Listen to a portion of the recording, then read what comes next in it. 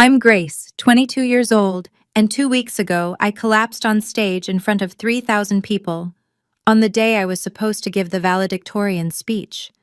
The doctors said I had a brain tumor. They needed to operate immediately. They called my parents. No one answered. 3 days later, when I finally woke up surrounded by beeping machines and IV tubes, the first thing I saw wasn't my family's worried faces. It was an Instagram post from my sister. The whole family smiling in front of the Eiffel Tower with the caption, "Family trip in Paris. Finally, no stress, no drama." I said nothing. I didn't comment. I didn't call to confront them. Until 65 missed calls from Dad appeared on my screen along with one text. "We need you. Answer immediately." That's when I realized they weren't calling because they missed me. They were calling because they needed something else entirely. Before I continue, if you find this story worth hearing, please take a moment to like and subscribe, but only if you genuinely want to hear how this ends. And if you're watching right now, drop a comment telling me where you're from and what time it is there. Now, let me take you back 4 weeks ago, to the day everything started falling apart. 4 weeks before graduation.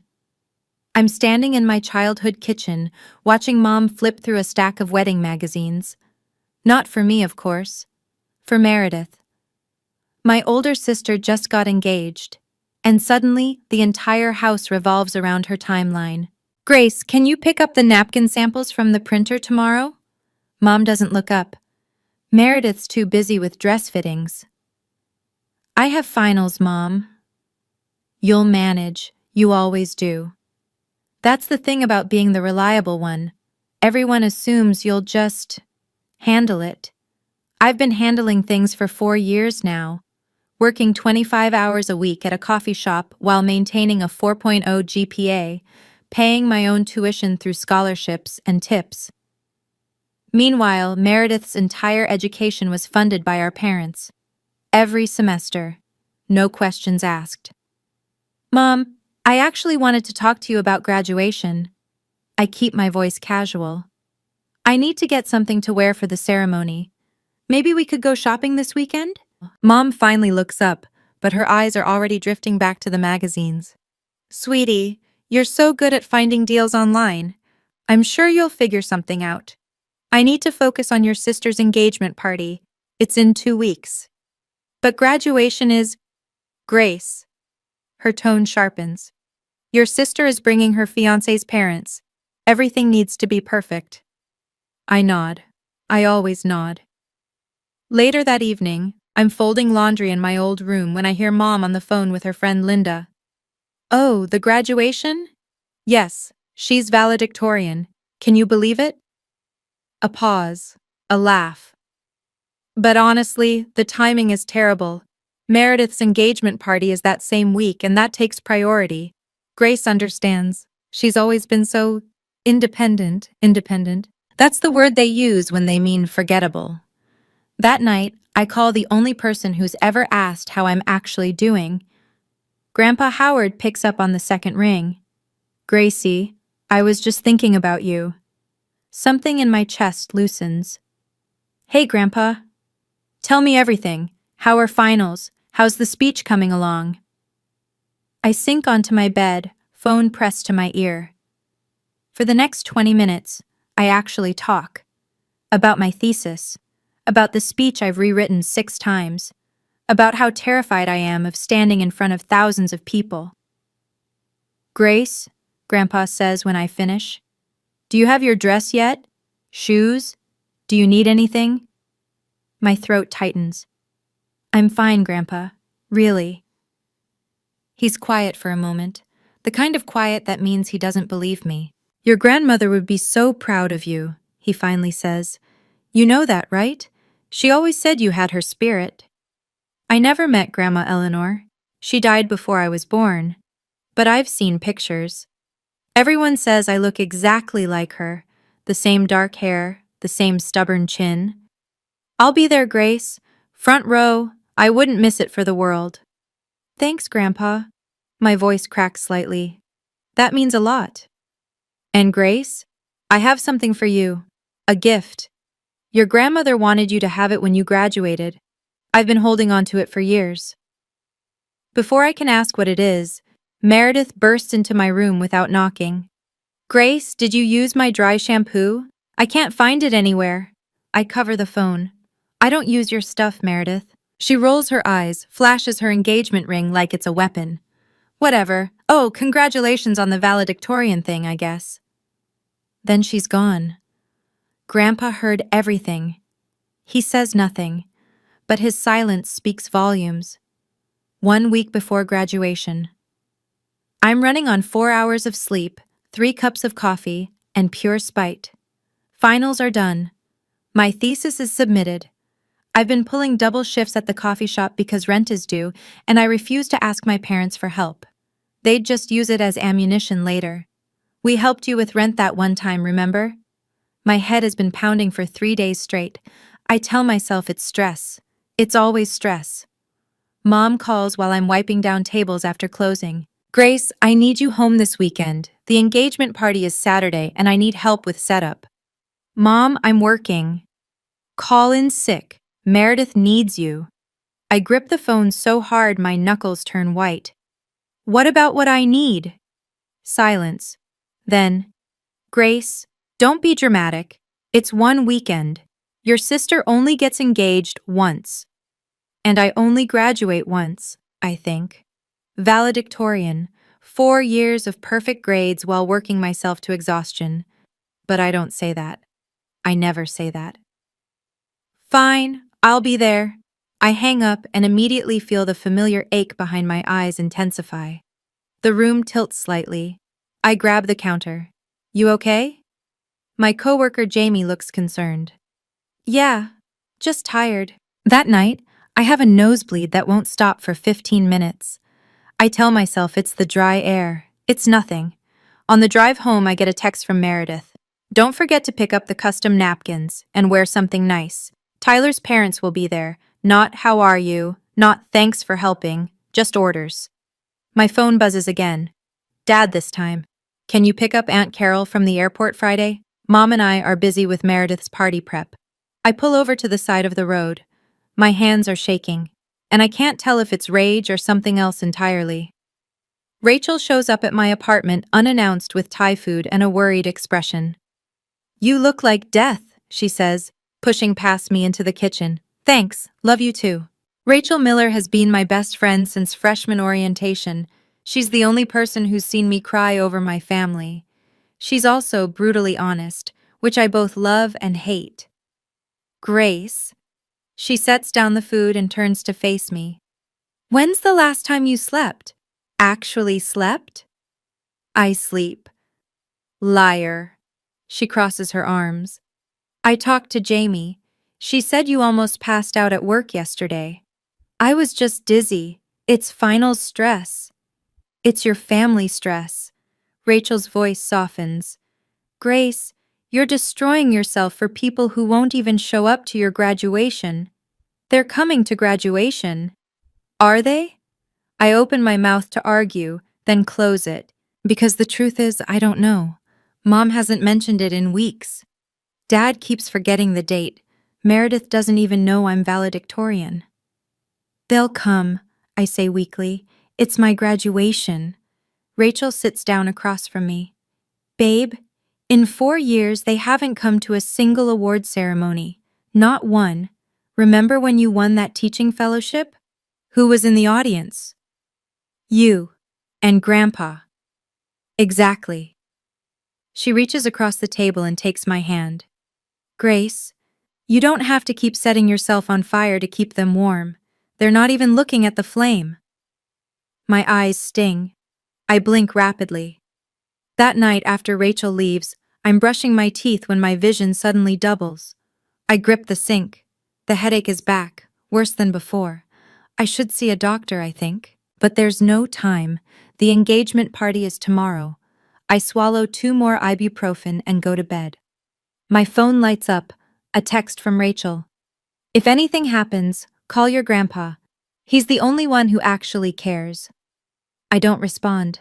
But I don't delete the message either. Meredith's engagement party.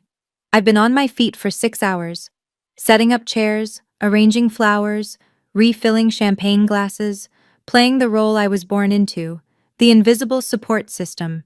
The backyard looks stunning. White lights strung across the oak trees, a three-tiered cake that costs more than my monthly rent. 40 guests in cocktail attire, laughing and toasting to my sister's future. No one asks about mine. Grace, more champagne over here. Mom waves from across the lawn. I grab another bottle and make my way through the crowd. My head is pounding. I smile through it. Meredith is holding court near the fountain, Tyler's arm around her waist. She's 3 glasses of champagne deep and glowing. Everyone, this is my little sister. She pulls me into the spotlight. Grace does everything around here. Seriously, I don't know what we'd do without her. Scattered applause, a few polite smiles. Then Meredith leans in, her voice carrying just far enough. She's so good at, helping. She's going to be a teacher. Can you imagine? Wiping noses for a living. Laughter. Light, dismissive laughter. I keep smiling. My face hurts. Oh, and she's graduating next week.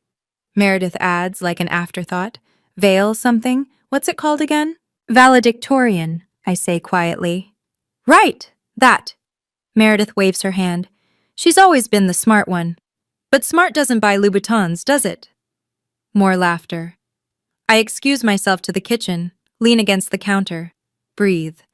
Through the window, I notice an older man watching the scene. I recognize him, Mr. Patterson, Grandpa's former colleague. His expression is unreadable. My phone buzzes, a text from an unknown number. Your grandfather should know how your family treats you. I look up. Mr. Patterson raises his glass slightly in my direction, then turns away.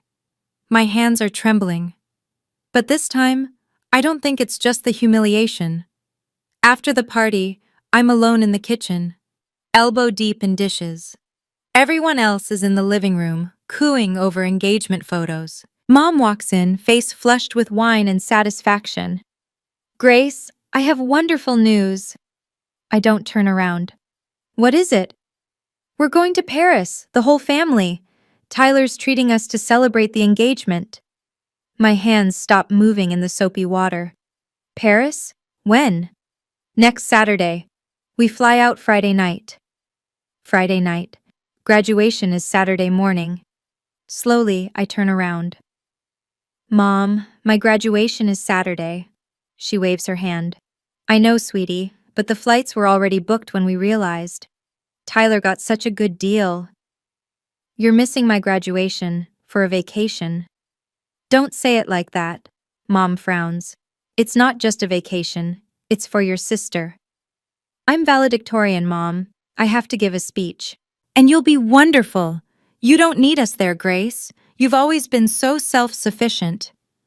I stare at her, waiting for her to hear herself, waiting for something to click. Nothing does. Dad agrees with this? As if summoned, Dad appears in the doorway. He can't meet my eyes.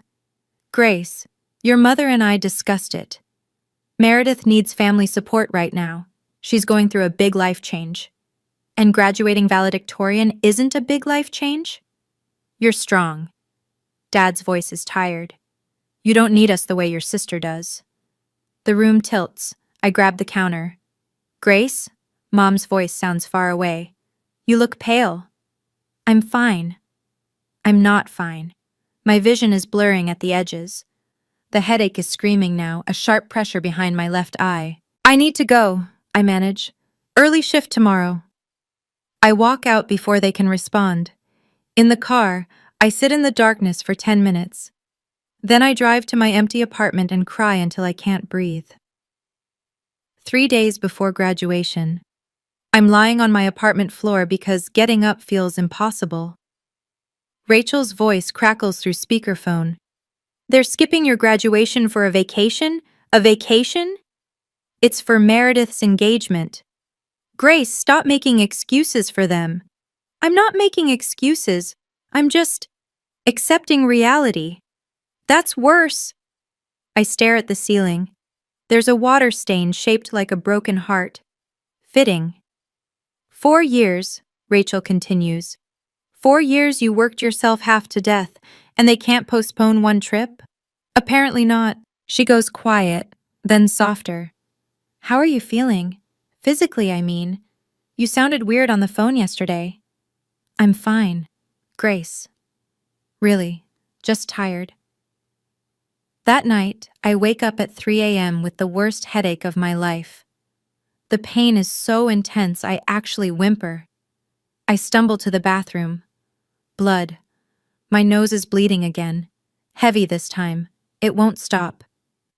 I sit on the cold tile floor, head tilted back, waiting. 15 minutes. 20. Finally, it slows. I look at myself in the mirror. Dark circles. Hollow cheeks. When did I start looking like a ghost? I should see a doctor. But graduation is in 3 days, and I have a speech to memorize. I text Rachel. I'm fine, going back to sleep. Then I open my photos. Scroll until I find one of Grandpa and me from last Christmas. He's the only one looking at the camera, the only one standing next to me. I think about what Rachel said. If anything happens, call your grandpa. He's the only one who actually cares. I save his number as my second emergency contact, just in case. Then I swallow more ibuprofen and tell myself 3 more days. I can survive 3 more days. If you've ever felt invisible to the people who were supposed to love you most, if you've ever been the one everyone relies on but no one actually sees, comment invisible below. I see you. I was you. And if you want to know what happened at my graduation, what really happened when I stepped onto that stage, stay with me. Because the next part, I'll never forget it as long as I live. One day before graduation, Grandpa Howard calls while I'm practicing my speech for the 100th time. Grace, are you ready for tomorrow? As ready as I'll ever be. I set down my index cards. Are you sure you can make it? I know the drive is long. Wild horses couldn't keep me away. I can hear the smile in his voice. I'm leaving tonight, staying at a hotel near campus. I want to be there early. My throat tightens. Grandpa, you don't have to. I want to. I need to give you something. He pauses. Something your grandmother wanted you to have. Grandma? She left it for you before she passed. Made me promise to wait until you graduated college. She knew you'd make it, Grace. Even before you were born, she knew. I don't know what to say. Grandpa, what is it? You'll see tomorrow. Just know that your grandmother and I have always believed in you. Even when... He trails off. Even when what? Even when others forgot to. A long pause. Grace, did your father ever tell you I offered to help with your tuition? What? This is news to me. No, he always said you couldn't afford to help both of us. Grandpa makes a sound, somewhere between a sigh and a bitter laugh. Is that what he told you? Grandpa, what do you mean? Tomorrow, he says gently. We'll talk tomorrow, after the ceremony. For now, just know this. You are not alone, Grace. You never were. I hang up the phone, more confused than before. Grandpa had money? He offered to help with my tuition? Then where did it go? The questions chase each other in circles. My head throbs. But there's no time to dwell. Tomorrow is the biggest day of my life. I just have to make it through one more night. Graduation morning. I wake up to a pounding headache and a text from Mom. Just landed in Paris. Have a great graduation, sweetie. So proud of you. Attached is a selfie. The whole family at Charles de Gaulle Airport. Meredith is pouting for the camera. Dad's giving a thumbs up. Mom's smiling like she doesn't have a care in the world. Like she hasn't abandoned her daughter on the most important day of her life. I don't respond. Rachel picks me up at 9. She takes one look at me and frowns. Grace, you're gray. Like actually gray. I'm nervous. It's fine. It's not fine. When did you last eat? I had coffee. That's not food. She forces me to eat half a granola bar while she drives. I manage 3 bites before my stomach rebels. The campus is already buzzing with activity, families everywhere, balloons, flowers, proud parents snapping photos. I try not to look at them. In the staging area, I check my phone one more time. Another text from Mom. Send pics. We want to see everything. They want to see everything, but they didn't want to be there to see anything. I'm about to put my phone away when I notice something. My emergency contact form for the university. I filled it out freshman year and never updated it. Primary contact, Douglas Donovan, father. Secondary contact, Pamela Donovan, mother. On impulse, I pull up the form online, add a third line. Secondary contact, Howard Donovan, grandfather.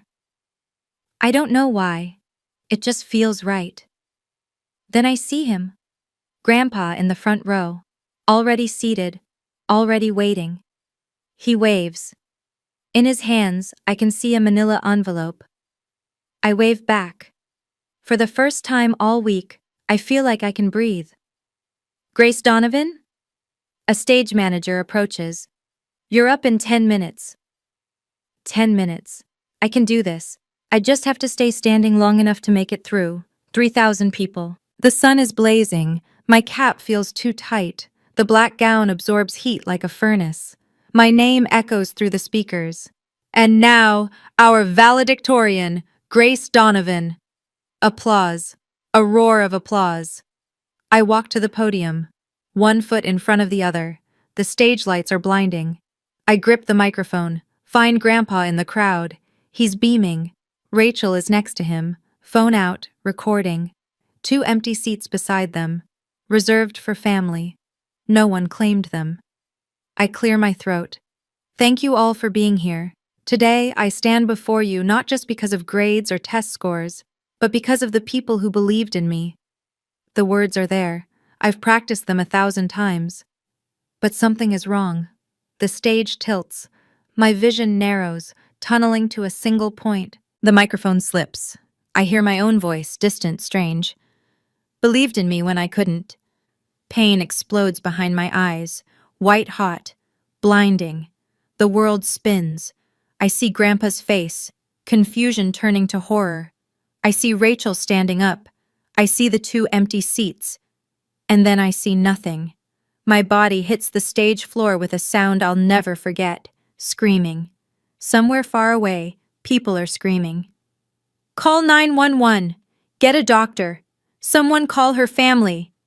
Hands on my face, Rachel's voice shaking. Grace, Grace, can you hear me? Grandpa's weathered hand gripping mine. I'm here, sweetheart. I'm here. I try to speak, try to tell them I'm okay, but the darkness is swallowing me whole. The last thing I hear before everything goes black is a stranger's voice, urgent and panicked. We're calling her parents now. Does anyone have their number? They won't answer, I think. Then I'm gone. This part of the story I didn't witness myself. Rachel told me later, when I could finally bear to hear it. The ambulance took 14 minutes. I was unconscious the entire time. At the hospital, doctors moved fast. CT scan, then MRI. Their faces got grimmer with each result. Brain tumor, the neurosurgeon told Rachel and Grandpa in the waiting room. Pressing on her frontal lobe, we need to operate immediately. Operate? Rachel's voice cracked. Right now? Within the hour. We need family consent. Rachel pulled out my phone, found my parents' number. First call, straight to voicemail. Second call, straight to voicemail. Third call, voicemail. Please, Rachel begged into the phone. Grace is in the hospital. It's an emergency. Call us back. Nothing. Grandpa tried next, called his son directly. Douglas picked up on the 5th ring. Dad, we're at the airport about to board. Grace collapsed at graduation. She has a brain tumor. She's in surgery in 40 minutes. Silence on the other end. Then Douglas's voice, strangely calm. Dad, we're about to take off. Can you handle things? We'll call when we land. Rachel told me Grandpa's face turned to stone. Your daughter is about to have emergency brain surgery, he said slowly. And you're asking me to handle it? Dad, the flight is 12 hours. By the time we get back, she'll be out of surgery anyway. There's nothing we can do from here. A long pause. Douglas, I want you to hear this clearly. If you get on that plane, don't bother calling me again. But Douglas did get on that plane. They all did. Grandpa signed the consent forms as my emergency contact. And when they wheeled me into surgery, I had two people waiting, my grandfather and my best friend. My family was 30,000 feet in the air, choosing Paris over me. I wake up 3 days later. The first thing I see is white. White ceiling, white walls, white sheets. The second thing I see is Grandpa, asleep in a chair next to my bed, still wearing the suit from graduation. The third thing I see is Rachel, curled up on a cot in the corner, dark circles under her eyes. I try to speak. My throat feels like sandpaper. Rachel stirs, opens her eyes, sees me. Grace! She's at my bedside in seconds, tears streaming. Oh my God! Grace! Grandpa wakes, his face crumbles with relief. My girl, he whispers. My brave girl. I try to form words. What happened? Rachel and Grandpa exchange a look, the kind of look that tells me something is very wrong. You had a brain tumor, Rachel says carefully. They removed it. You're going to be okay. Surgery? 3 days ago. You've been unconscious. 3 days. I turn my head, see my phone on the nightstand, charging. My parents? Another look exchanged. Rachel hands me the phone. Grace, maybe you should wait. But I'm already opening Instagram. And there it is, posted 18 hours ago. A photo of my entire family, Mom, Dad, Meredith, standing in front of the Eiffel Tower at sunset. The caption, Family trip in Paris. Finally, no stress, no drama. Blessed #family time. 247 likes. 32 comments, all gushing. I scroll through the other photos. Champagne at a cafe. Meredith in a couture dress. Dad eating croissants. Not one mention of me. Not one. Grace. Rachel's voice is gentle. They know you're in the hospital. Grandpa called them. I look at my grandfather. His jaw is tight. They know. I stare at the photo again. No stress, no drama. That's what I am to them. Stress, drama. I close Instagram. I don't cry. I don't have the energy left to cry. 4 days after surgery, I'm getting stronger. The doctors say the tumor was benign. They caught it just in time. I don't post on social media. Don't comment on Meredith's photos. Don't call to confront my parents. I just exist, heal, try to process. Grandpa visits every day. Rachel practically lives in my hospital room. The nurses know them both by name now. You need to eat more, Grandpa says, pushing a container of soup toward me. I'm not hungry. Grace Eleanor Donovan, you will eat this soup or I will spoon-feed you myself. I almost smile. Almost.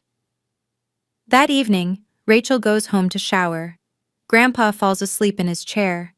I'm finally alone with my thoughts.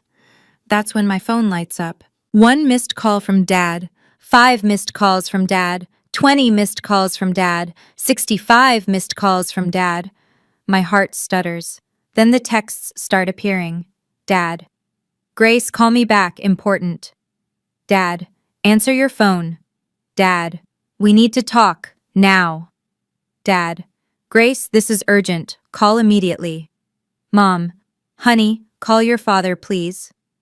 Meredith. Grace, what did you do? Dad is freaking out. I scroll through them. 65 missed calls, 23 texts. Not one asks how I am. Not one says we're sorry. Not one says we love you. Just, we need you. Answer immediately. I show Grandpa when he wakes up. His face darkens. They know, he says quietly. Know what? He takes a deep breath. Grace, there's something I need to tell you. Something about why they're really calling. What do you mean? It's not because they're worried about you. His voice is heavy. It's because I told them about the gift, your grandmother's gift, and they just realized what they might lose. My blood runs cold. Grandpa, what gift? He looks at me with tired, sad eyes. It's time you knew the truth. Grandpa pulls his chair closer, takes my hand. 22 years ago, when you were born, your grandmother and I made a decision. We opened an education savings account in your name. For college? Not exactly. He shakes his head. We knew your parents would pay for college. That's what we told ourselves anyway. This account was different. A graduation gift, seed money for your future. Your grandmother called it your freedom fund. How much? Grandpa hesitates. Enough to buy a small house, or start a business, or put a down payment on whatever dreams you had. My head spins. That's life-changing money. But Dad told me you didn't have money to help with tuition, that you could only help Meredith because Meredith asked. Grandpa's voice turns bitter. Your father asked me for money for both your educations. I gave it. I wrote 2 checks, one for you, one for Meredith. Same amount. Then where did my money go? Where? I don't know, but I can guess. He pulls out his phone, shows me a photo, a bank statement, 2 withdrawals on the same day 4 years ago.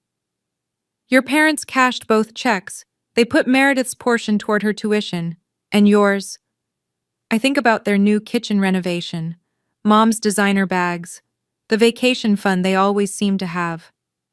They spent it, I whisper. I believe so. And this freedom fund? They didn't know about it? I never told them. I knew, Grace. Even back then, I knew they treated you differently. This money was always meant to bypass them entirely, directly to you, on your graduation day. But now they know. I told your father when you were in surgery. I was angry. I said if he didn't come home, I'd make sure you received everything. Grandpa sighs. I shouldn't have said it like that, but I was furious. That's why they're calling. Yes. Not for me. For the money. They arrive the next afternoon. I hear them before I see them. Mom's heels clicking down the hospital corridor. Her voice too loud. Which room? Donovan? Grace Donovan? Rachel stands up from her chair. I should go. Stay, please. She nods, takes a position by the window. The door bursts open. Mom sweeps in first, face arranged in perfect maternal concern. Grace, baby, we came as fast as we could. She leans down to hug me. I don't hug back. You came as fast as you could, I repeat slowly. 5 days after I nearly died. The flights were fully booked. Instagram says you posted from the Louvre yesterday. Mom's face flickers. We were trying to make the best of a difficult situation. Dad enters behind her. He looks tired. He can't meet my eyes. Then Meredith, shopping bags in hand, actually carrying shopping bags into a hospital room. Hey, Grace. She doesn't approach the bed. You look better than I expected. Rachel makes a sound in the corner. I don't look at her, but I can feel her rage from across the room. Meredith, I say calmly. I had brain surgery. I know. That's so crazy, right? She sets down her bags. Anyway, we cut the trip short, so you're welcome. The room falls silent. Then Mom clears her throat. Grace, sweetheart, we should talk. As a family. She looks pointedly at Rachel. Privately. Rachel stays. Grace. Rachel was here when I woke up. Rachel held my hand before surgery. Rachel stays. Mom's lips thin, but before she can argue, the door opens again. Grandpa Howard. The temperature drops 10 degrees. Dad stiffens. Dad! Douglas! Grandpa's voice is ice. Pamela? Meredith. He walks to my bedside, takes my hand. I see you finally found time in your schedule. Mom starts to speak. Grandpa cuts her off. Don't. Just don't. If your family has ever come running back, not because they missed you, but because they needed something from you, Drop "they" came back in the comments. I know that feeling. I know how it hollows you out. But here's the thing. What happened next in that hospital room? It changed everything. I'd been waiting my whole life to say what I was about to say. So hold on. Because this is where it gets real. Dad tries first. Dad, can we talk about this rationally? Rationally? Grandpa's voice is quiet, which is somehow worse than yelling. Your daughter collapsed on stage. She had a brain tumor. The hospital called you 47 times. We were on a plane. You weren't on a plane. You were at the gate. I talked to you, Douglas. You chose to board anyway. Mom steps forward. Howard, this is a family matter. Grace is family. She's my family. And for 22 years, I've watched you treat her like she doesn't exist. That's not true. Mom's composure cracks. We love Grace. You love what Grace does for you. There's a difference. Grandpa turns to Dad. Tell me, Douglas, when's Grace's birthday? Dad blinks. March. No. April. October 15th, I say quietly. It's October 15th, Dad. He has the decency to look ashamed. Grandpa continues. What's her favorite book? Her best friend's name? What job did she just accept after graduation? Silence. Rachel's jaw is tight. She knows all these things. She's known them for 4 years. Meredith rolls her eyes. Grandpa, this is ridiculous. We didn't fly all the way back to play 20 questions. No, Grandpa says. You flew back because you heard about the money. The word lands like a bomb. Mom's face goes pale. We came because Grace was sick. You came because I told Douglas that Grace would receive her inheritance directly, without you as intermediaries. Grandpa's eyes are hard. Suddenly, after 4 years of ignoring her, you're concerned about her welfare? That inheritance belongs to the family. That inheritance belongs to Grace. Grandpa's voice rises for the first time. Her grandmother left it for her, not for Meredith's destination wedding, not for your kitchen remodel. Mom opens her mouth, closes it. I watch the calculations happen behind her eyes, and something in me goes cold. You want to know the truth, Howard? Mom's voice shifts, something raw breaking through. Fine. You want truth? Dad reaches for her arm. Pam. She shakes him off. No, he wants to make me the villain? Let's have it out. She turns to me. Her eyes are wet, but not with guilt, with something older, something wounded. You want to know why I've always kept my distance from you, Grace? Because every time I look at you, I see her. Who? Eleanor. Mom spits the name like poison. Your precious grandmother. The woman who spent 30 years making me feel like I wasn't good enough for her son. Grandpa goes very still. The first time I came to this family, Mom continues, Eleanor looked at me like I was dirt under her shoes. 26 years of snide comments. 26 years of Douglas, are you sure about this one? 26 years of never being enough. I can't speak. And then she died, and I thought, finally I can be accepted. Mom laughs bitterly. But then you were born, Grace, and you looked exactly like her. Same eyes, same stubborn chin, same everything. That's not Grace's fault, Rachel says sharply. I know that, Mom screams, then quieter. I know that, but every time I looked at her, I saw Eleanor judging me. I couldn't. She breaks off, covers her face. I should feel sympathy. Part of me does, but another part of me thinks, I was a baby. I was a child. I spent 22 years wondering why my mother couldn't love me. And the answer is, because I have my grandmother's face. A woman I never even met. Mom, I say slowly, I'm not Grandma Eleanor. I know. Do you? Because I've spent my whole life paying for something I didn't do. She doesn't answer.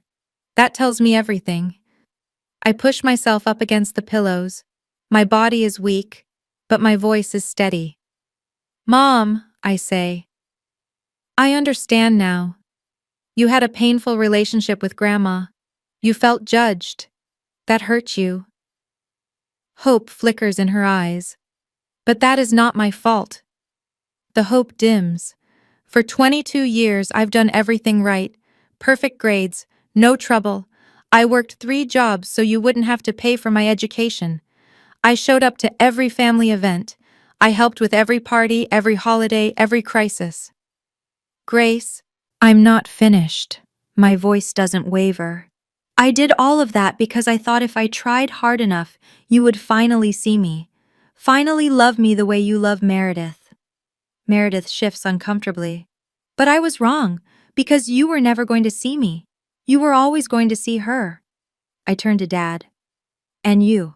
You watched this happen for 22 years and said nothing. He flinches.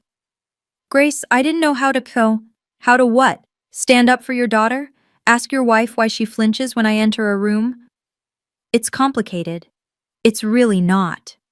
I shake my head. You chose the path of least resistance, and the path of least resistance meant sacrificing me.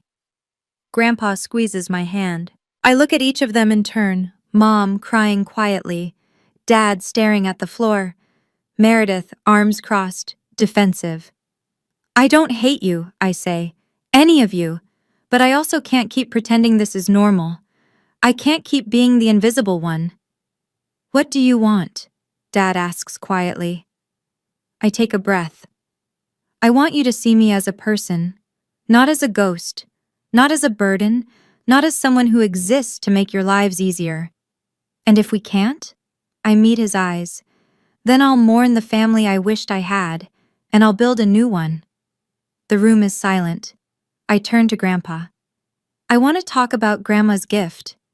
He nods, pulls the manila envelope from his jacket, the same envelope he brought to graduation. This is yours, he says. Your grandmother set it aside 25 years ago. It's been growing interest ever since. I take the envelope. Don't open it. I know what you're thinking, I say to my parents. You're wondering if I'll share it, if I'll bail out Meredith's wedding or pay for your next renovation. Mom starts to speak, stops. I'm not going to do that. Grace! Meredith finally breaks her silence. That's so selfish. Grandma wanted me to have it, not you, me. But we're family. Family. I almost laugh. You're using that word now? After you posted Instagram photos from Paris while I was in brain surgery? Meredith's face reddens. I didn't know it was that serious. Because you didn't ask. She falls silent. I look at Mom. I'm not taking this money to hurt you. I'm taking it because it's mine. Because Grandma wanted me to have options, to not depend on people who see me as an afterthought. What about us? Dad asks. Are we just supposed to lose you? You already lost me. My voice softens, just slightly. Years ago, when you stopped showing up, when you stopped asking how I was, when you let me become invisible. I take a breath, but I'm not shutting the door completely. If you want to be in my life, really in my life, you have to earn it. You have to see me as Grace, not as Eleanor's ghost, not as Meredith's backup, just me. And if we try, Mom's voice is small, then we can start over, slowly, with boundaries. What kind of boundaries? I look her in the eye. I'll let you know when I'm ready. Meredith moves first. She grabs her shopping bags, face tight with anger. This is insane. You're choosing to tear this family apart over money. This isn't about money, Meredith. Really? Because it sounds like I nearly died. You went shopping. She freezes. I'm not saying that to make you feel guilty. I'm saying it because you need to hear it. You need to understand what it felt like to wake up in a hospital bed and see your family posing in front of the Eiffel Tower. Her lower lip trembles.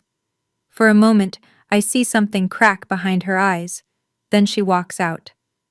The door clicks shut behind her. Mom is crying now. Real tears. The kind that can't be faked. I'm sorry, she whispers. I'm so sorry, Grace. I know. I was wrong. I was so wrong. I know, Mom. But I don't know how to fix it. Neither do I, not yet. I pause. But if you really want to try, you have to get help. Talk to someone, a therapist. Work through whatever Eleanor made you feel, so you stop projecting it onto me. She nods, wipes her eyes, leaves without another word. Now it's just me, Dad, Grandpa, and Rachel. Dad sits down heavily in the chair beside my bed. Grace, he says quietly, I failed you. Yes. I should have protected you. Yes. I told myself you were strong, that you didn't need me, but that was just an excuse. It was. He looks at me. For the first time maybe ever, really looks at me. I can't undo 22 years. But can I try to do better? I study his face, the genuine remorse there. Call me next week, I say finally. Ask me how I'm doing, and actually listen to the answer. He nods, stands, squeezes my hand once. I will. Then he's gone too. 2 weeks later. I'm discharged from the hospital with a clean bill of health. The tumor is gone. The doctors call it a miracle. I call it a second chance. I don't move back home. I use a small portion of Grandma's gift to rent a tiny apartment near the school where I'll be teaching in the fall. It's nothing fancy, 1 bedroom, a kitchenette, a window that overlooks a parking lot. But it's mine. The fallout happens fast. Meredith blocks me on every social media platform. Her new bio reads, "Some people don't appreciate family." I screenshot it, send it to Rachel. Rachel sends back a string of middle finger emojis. 2 days later, I get a call from Rachel. She sounds gleeful. You're not going to believe this. What? Tyler, Meredith's fiancé, he heard the whole story. From his mother, who heard it from the hospital grapevine. Rachel is practically bouncing. He's reconsidering the engagement. I don't feel triumphant, just tired. That's not what I wanted. I know, but still. A week after that, I see on Facebook that the engagement party photos have been deleted. Then the engagement announcement itself. Mom texts me, Meredith is devastated. I hope you're happy. I stare at the message for a long time. Then I type back, I'm not happy about her pain, but I'm not responsible for it either. She doesn't respond. Dad, to his credit, does call. The following Tuesday, right when he said he would. Hi, Grace. Hi, Dad. How are you feeling? Better. Still tired, but better. A pause, then, what did you have for dinner last night? I almost smile. Such a small question, but he's never asked it before. Pasta, I say. With Rachel. That sounds nice. It's awkward, stilted, but it's something. For now, it's enough. 3 months later, I'm standing in my new classroom arranging desks, 8th grade English. 26 students starting Monday. Rachel is helping me hang posters, or rather, criticizing my poster placement while eating my chips. A little to the left, she says, mouthful. No, you're left. I don't know why I keep you around. Because I'm delightful and you love me. I can't argue with that. The room is starting to look like mine. Bookshelves I found at a thrift store. A reading corner with mismatched pillows. A bulletin board that says, "Every voice matters." My phone buzzes. Grandpa. How's the setup going? Almost done. Are we still on for dinner Sunday? Wouldn't miss it. I hear him smile through the phone. Your grandmother would be so proud, Grace. Building your own classroom, your own life. My eyes sting. I wish I'd known her. You would have loved each other. He pauses. Speaking of which, I found something while cleaning out the attic. A letter she wrote before she passed, addressed to my future granddaughter. I grip the phone. What? She wrote it 25 years ago, before your mother was even pregnant. She just knew somehow. What does it say? That's for you to find out. I'll bring it Sunday. After he hangs up, I sit down in my teacher's chair, the one I'll use every day for the next school year. Rachel plops into a student desk. You okay?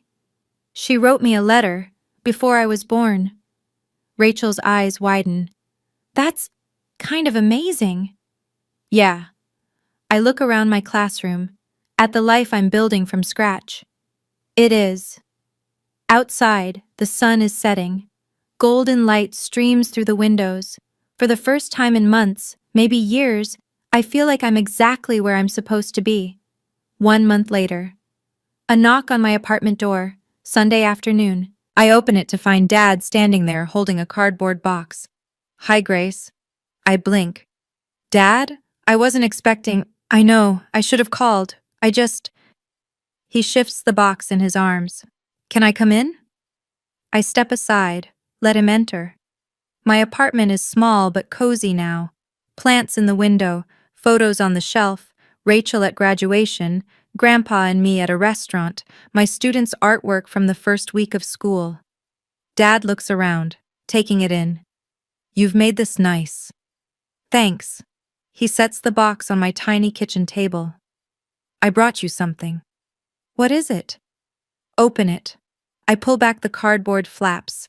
Inside, photo albums, old books, a hand-embroidered handkerchief. Grandma Eleanor's things, I whisper. Your mother was going to throw them out. Dad won't meet my eyes. I couldn't let her. I lift the handkerchief. Delicate flowers stitched along the edges, the initials ED in the corner. Dad. I don't know what to say. I know I can't fix 22 years. His voice is rough. I know I failed you in ways that can't be undone, but I wanted you to have these, to know where you come from. I set the handkerchief down. Look at my father. He looks older than I remember, tired, uncertain. I'm not asking for forgiveness, he says quietly. I'm just asking for a chance to be better. I think about all the years of silence, all the missed birthdays and empty seats, but I also think about those Tuesday phone calls, awkward and stilted but consistent every single week. Okay, I say finally. Okay? Okay, you can try. I pause. But Dad, trying means showing up, not just when it's convenient. He nods, swallows hard. I understand. Do you want coffee? He almost smiles. I'd like that. 6 months after graduation. I'm sitting at my desk after the last bell. The classroom is quiet now. 26 chairs, 26 stories, 26 kids who will come back tomorrow expecting me to teach them how to find their voices. A knock on my door. Ms. Donovan? It's Marcus, one of my quieter students. Can I ask you something? Of course. He shuffles in. 13 years old, always in the back row, rarely speaks up. Did you ever feel like no one sees you? My heart clenches. Yes, I tell him honestly. For a very long time, I felt exactly like that. What did you do? I think about my answer carefully. I found people who did see me. My grandfather. My best friend. And eventually, I tap my chest. I learned to see myself. That's it? That's a lot harder than it sounds. I smile.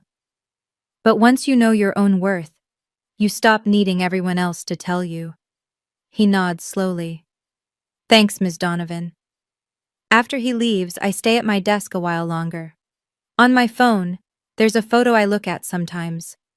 Me at 6 years old, holding my grandmother's hand in a picture I've never seen before. Grandpa found it in the box of Eleanor's things. She's smiling down at me. Even though she died before I turned 1, in this photo, she's looking at me like I'm the most important person in the world. I used to think love was something you had to earn, work for, sacrifice yourself for.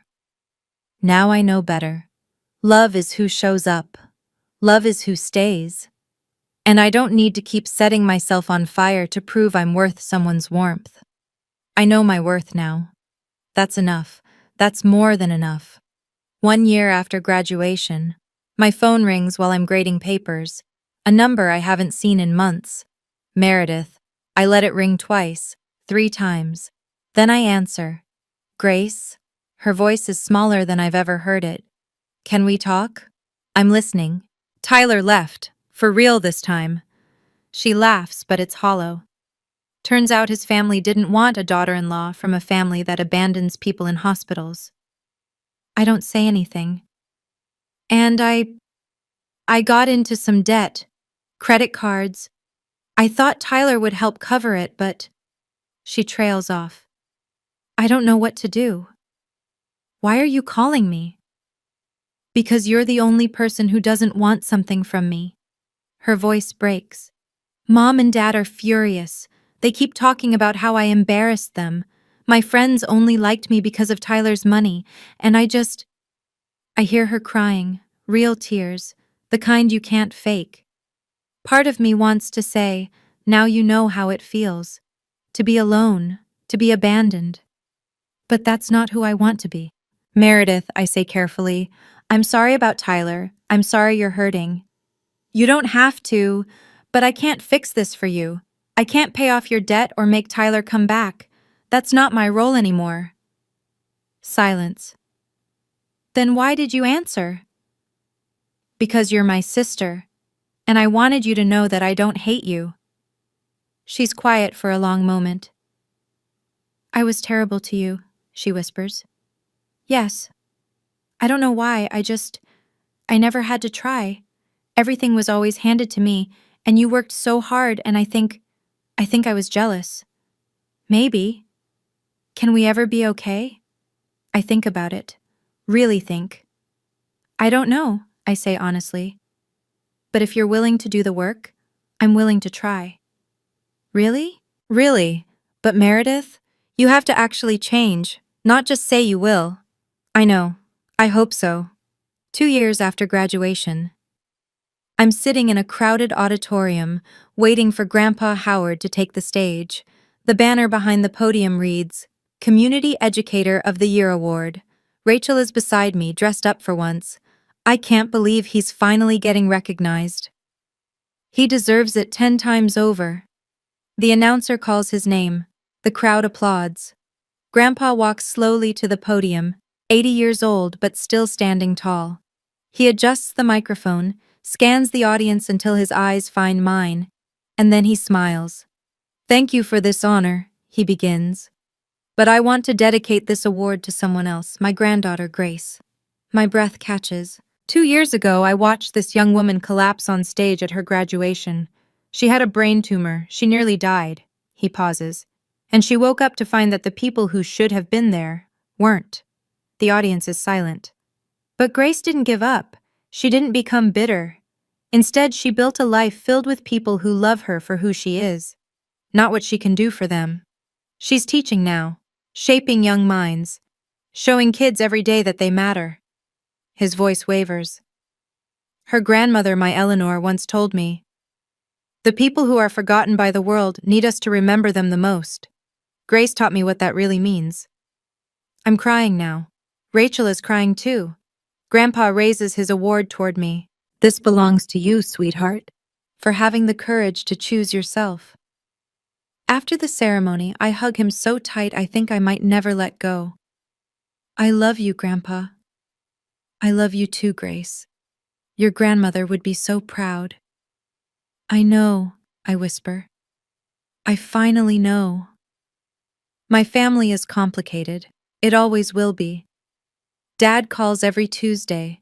Mom sends cards on holidays now, careful and polite. Meredith is in therapy. We text sometimes. But my real family? They're the ones who showed up, the ones who stayed. Rachel, Grandpa, my students, and finally, myself. If you've made it this far, I want to share something with you. I used to wonder why my mother couldn't love me, why I had to work twice as hard for half the recognition, why I was invisible in my own family. Now I understand. My mother wasn't a villain. She was a wounded person who never healed from her own pain. Psychologists call it projection, when someone's unresolved trauma spills onto someone else. She saw her mother-in-law in my face, and instead of dealing with that wound, she let it poison our relationship for 22 years. And me? My weakness was my desperation for approval. I kept believing that if I tried harder, sacrificed more, achieved enough, they would finally see me. That's called people-pleasing, and it's a survival mechanism. It kept me safe when I was small. But as an adult, it nearly destroyed me. The brain tumor was the most terrifying thing that ever happened to me. But in a strange way, it was also a gift. It forced me to see my family clearly. It gave me permission to stop performing for people who weren't watching. So here's what I learned, and I hope you'll carry it with you. You can't earn love from people who aren't willing to give it. Stop setting yourself on fire to keep others warm, especially when they won't even look at the flame. Your real family isn't determined by blood. It's determined by who shows up when life gets hard. And finally, you are allowed to choose yourself. That's not selfish. That's survival. If you're in a situation like mine, if you're the invisible one, the forgotten one, the one who gives and never receives, I see you. And I hope you learn, like I did, that the only approval you truly need is your own. Thank you for staying with me until the end. If you have your own story about family, about boundaries, about learning to see your own worth, I'd love to hear it. Drop it in the comments. I read every single one. And if this story meant something to you, please like, subscribe, and hit that notification bell. There's another story waiting in the description. Something tells me you'll want to hear it. Until next time.